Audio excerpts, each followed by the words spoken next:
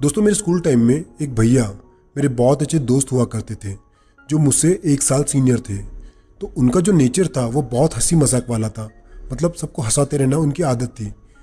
तो recess time में जब वो मुझसे मिलते थे तो वे मुझे ऐसे ही हल्के फुल्के चुटकुले यानी जोक मुझे हंसाने के लिए सुनाया करते थे। तो उनके जोक सुनने के बाद मैं तो उनके सामने ऊपर से हंस देता था उनका मन रखने के लिए, लेकिन अंदर से मुझे उनके जोक पे बिल्कुल भी हंसी नहीं आती थी। लेकिन जब मैं उनके सुनाए हुए जोक किसी और को सुनाता था तो वो लोगों को बहुत हंसी आती थी।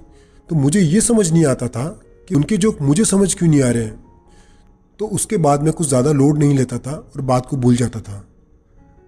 दोस्तों, आज लगभग 25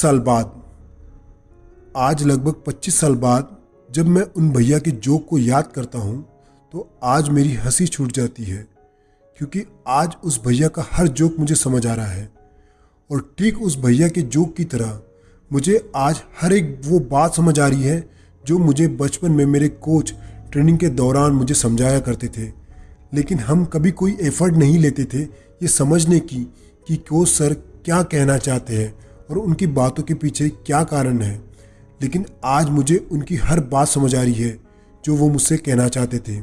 लेकिन आज मैं उनकी बात को सिर्फ समझने के अलावा कुछ भी नहीं कर सकता हूँ, क्योंकि ना अब मेरे पास वो समय बचा है और ना ही उम्र।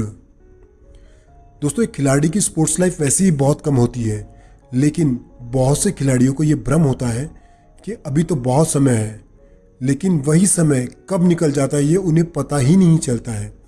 इसलिए एक खिलाड़ी के जीवन में समय और अकल का सही तालमेल होना बहुत ज़्यादा ज़रूरी होता है, क्योंकि अधिकतर बच्चों के पास जब समय होता है तो उनके पास अक्ल नहीं होती, और जब उनको अक्ल आती है तो बहुत समय हो जाता है, मतलब उनके हाथ से समय निकल जाता है।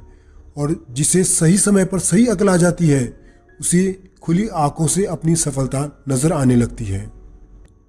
दोस्तों, इस छोटी सी कहानी से आप सभी खिलाड़ियों को मैं सिर्फ इतना ही कहना चाहता हूँ कि समय रहते जाग जाओ और खूब मेहनत करो, ताकि भविष्य में आपको ये पछतावा ना हो कि मैं कर सकता था लेकिन मैंने पूरा जोर ही नहीं लगाया।